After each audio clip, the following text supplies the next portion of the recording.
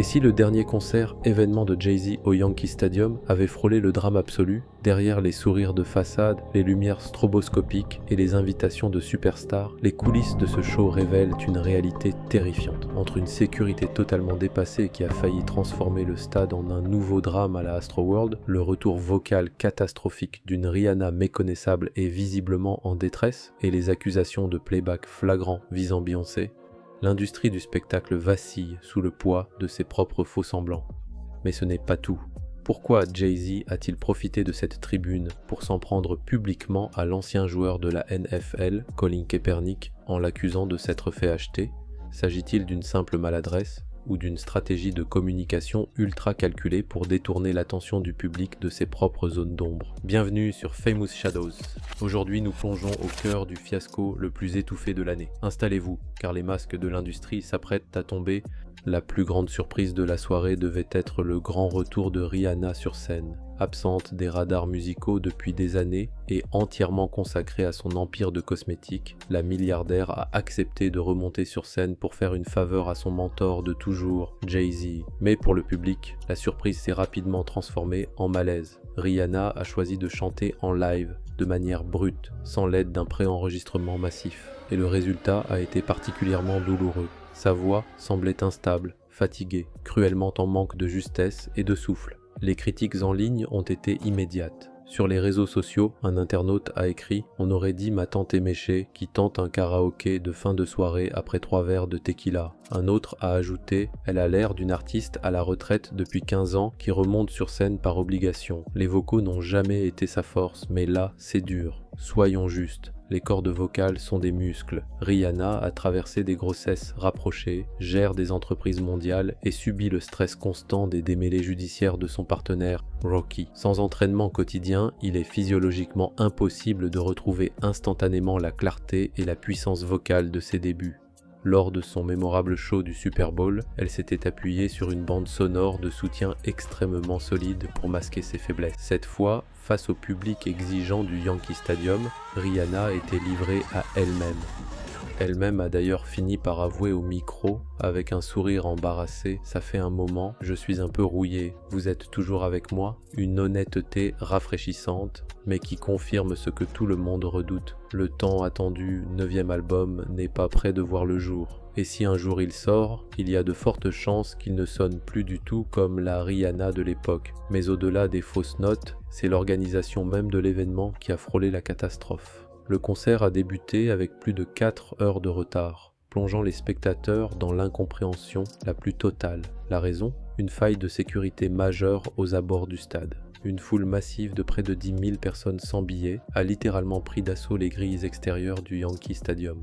Submergée et en sous-effectif, la sécurité a totalement perdu le contrôle. Les vidéos amateurs montrent des scènes de panique pure, où des grappes de personnes forcent une seule et unique porte ouverte, se bousculant et s'écrasant les unes contre les autres. Pour éviter un écrasement tragique similaire au festival Astroworld de Travis Scott, la direction du stade a pris la décision d'urgence de verrouiller toutes les issues. Jay-Z s'en est expliqué plus tard devant la foule. « Nous avons dû fermer les portes pour votre sécurité et celle des gens dehors. Je ne voulais pas lancer la musique et risquer que des gens se fassent piétiner. Si l'intention d'éviter des blessés est louable, la gestion de cette crise a été un désastre absolu. Plus de 15 000 personnes détentrices de billets valides, ayant payé leur place à prix d'or, se sont retrouvées enfermées à l'extérieur, interdites d'accès, alors qu'elles avaient patienté des heures. Pour ceux qui étaient à l'intérieur, l'atmosphère était lourde, beaucoup craignant de se retrouver pris au piège dans un bâtiment verrouillé de l'extérieur.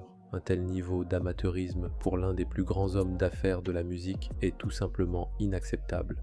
Pour tenter de faire oublier la panique sécuritaire, Jay-Z avait réservé sa carte maîtresse, l'apparition de son épouse, Beyoncé. Mais au lieu d'apaiser les tensions, sa courte performance a divisé sa propre communauté de fans, la Beyhive. Beyoncé n'est apparue que le temps d'une seule chanson, et pour les spectateurs les plus observateurs, l'illusion a rapidement tourné court. La star internationale a été immédiatement accusée de playback flagrant. Plusieurs vidéos montrent qu'en dépit d'une chorégraphie intense, son souffle restait parfaitement imperturbable, sa voix d'une régularité de studio d'enregistrement. Ses cheveux volumineux stratégiquement rabattus sur son visage l'ont d'ailleurs bien aidé à dissimuler les mouvements de sa bouche. Sur les réseaux, ses propres admirateurs ont dû se rendre à l'évidence. En tant que fan absolu, il faut être honnête, elle faisait du playback sur toute la chanson principale. Par contre, dès que la musique s'est arrêtée et qu'elle a commencé à chanter Love on Top a cappella en interagissant avec nous, là, son micro était ouvert. Un autre internaute résume: c'est ainsi qu'elle préserve sa voix après 30 ans de carrière intensive, mais faire mimer une chanson pour ce prix, c'est limite.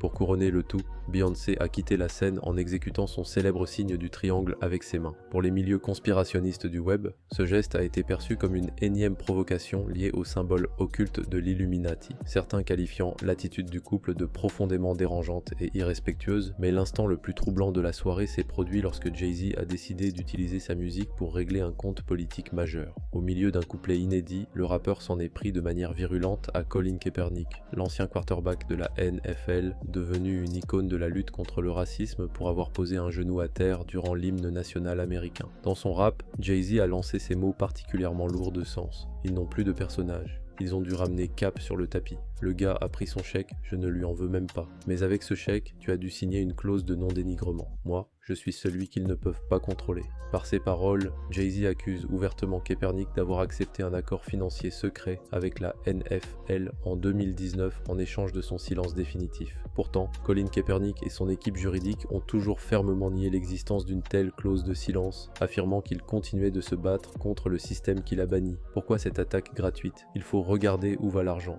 Jay-Z et sa société Roc Nation possèdent un contrat de plusieurs millions de dollars avec la NFL pour produire le show de la mi-temps du Super Bowl. En s'en prenant à Kaepernick et en se présentant comme le seul qu'ils ne peuvent pas contrôler, Jay-Z tente de réécrire l'histoire. Il essaie de faire passer son partenariat commercial avec la Ligue pour un acte de rébellion, alors que beaucoup y voient une simple capitulation devant les profits. Ses diversions, faire venir une Rihanna fatiguée, une Beyoncé en playback et allumer des contrefeux politiques, ne serait-elle pas simplement un écran de fumée pour masquer les rumeurs de plus en plus sombres qui pèsent sur son propre passé? Même la mère de Beyoncé, Tina Knowles, a toujours affiché une méfiance évidente à l'égard de son gendre. On peut se demander ce qu'elle sait vraiment. Le concert du Yankee Stadium devait marquer l'histoire de la musique. Il restera comme l'une des soirées les plus chaotiques et révélatrices de l'année. Entre la panique de la foule, les voix brisées et les manipulations politiques, l'empire de Jay-Z montre des signes de fatigue évidents. Et vous, qu'en pensez-vous? Rihanna a-t-elle définitivement perdu sa voix? Jay-Z est-il allé trop loin avec Colin Kaepernick? Dites-le nous dans les commentaires, laissez un pouce bleu et surtout abonnez-vous à Famous Shadows pour continuer d'explorer les coulisses du pouvoir et des célébrités. Prenez soin de vous et à très vite dans l'ombre des stars.